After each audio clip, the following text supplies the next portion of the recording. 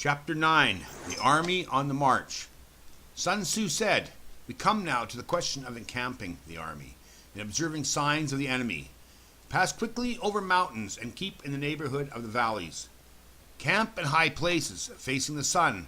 Do not climb heights in order to fight." So much for mountain warfare.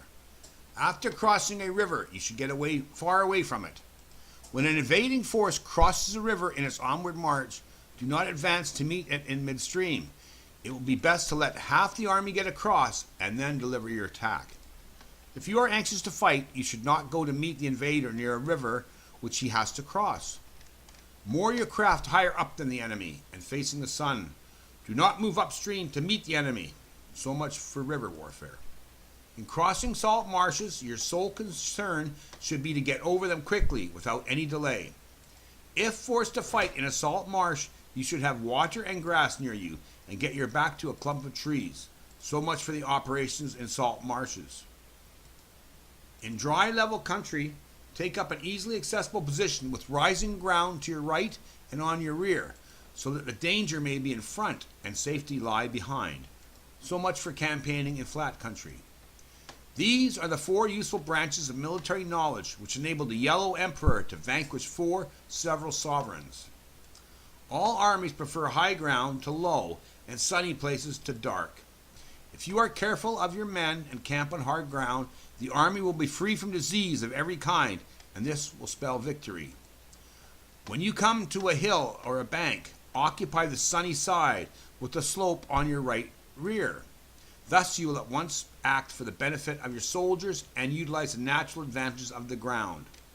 When in consequence of heavy rains up country, a river which you wish to ford is swollen and flecked with foam, you must wait until it subsides. Country in which there are precipitous cliffs and torrents running between, deep natural hollows, confined places, tangled thickets, quagmires, and crevices should be left with all possible speed and not approached. While we keep away from such places, we should get the enemy to approach them, while we face them, and we should let the enemy have them on his rear. If in the neighborhood of your camp there should be any hilly country, ponds surrounded by aquatic grass, hollow basins filled with reeds, or woods with thick undergrowth, they must be carefully rooted out and searched, for these are places where men in ambush or insidious spies are likely to be lurking. When the enemy is close at hand and remains quiet, he is relying on the natural strength of his position. When he keeps aloof and tries to provoke a battle, he is anxious for the other side to advance. If his place of encampment is easy of access, he is tendering a bait. Movement amongst the trees of a forest shows that the enemy is advancing. The appearance of a number of screens in the midst of thick grass means that the enemy wants to make us suspicious. The rising of birds in their flight is a sign of an ambuscade. Startled beasts indicate that a sudden attack is coming. When there is a dust rising in a high column, it is a sign of chariots advancing. When the dust is low but spread over a wide area, it betokens the approach of infantry. When it branches out in a few different directions, it shows that the parties have been sent to collect firewood. A few clouds of dust moving to and fro signify that the enemy is encamping. Humble words and increased preparations are signs that the enemy is about to advance. Violent language and driving forward as if to attack are signs that he will retreat. When the light chariots come out first and take a position on the wings, it is a sign that the enemy is forming for battle. Peace proposals unaccompanied by a sworn covenant indicate a plot. When there is much running about and the soldiers fall into rank, it means that the critical moment has come. When some are seen advancing and some retreating, it is a lure.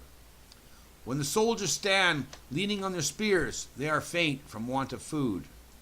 If those who are sent to draw water begin by drinking themselves, the army is suffering from thirst. If the enemy sees an advantage to be gained and makes no effort to secure it, the soldiers are exhausted. If birds gather on any spot, it is unoccupied. Clamor by night betokens nervousness. If there is disturbance in the camp, the general's authority is weak. If the banners and flags are shifted about, sedition is afoot. If the officers are angry, it means that the men are weary.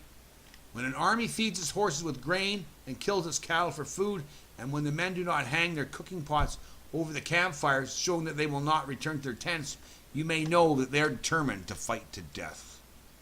The sight of men whispering together in small knots or speaking in subdued tones point to disaffection amongst the rank and file. Too frequent rewards signify that the enemy is at the end of his resources. Too many punishments betray a condition of dire distress. To begin by bluster, but afterwards to take fright at the enemy's numbers, show a supreme lack of intelligence. When envoys are sent with compliments in their mouths, it is a sign that the enemy wishes for a truce.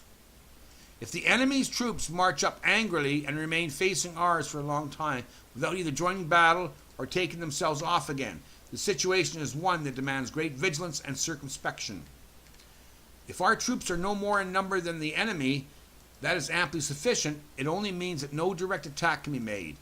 What we can do is simply to concentrate all our available strength, keep a close watch on the enemy, and obtain reinforcements. He who exercises no forethought but makes light of his opponents is sure to be captured by them. If soldiers are punished before they have grown attached to you, they will not prove submissive, and unless submissive, then will be practically useless. If, when the soldiers have become attached to you, punishments are not enforced, they will still be useless. Therefore, soldiers must be treated in the first instance with humanity, but kept under control by means of iron discipline. This is a certain road to victory. If, in training soldiers, commands are habitually enforced, the army will be well disciplined. If not, its discipline will be bad. If a general shows confidence in his men, but always insists on his orders being obeyed, the gain will be mutual.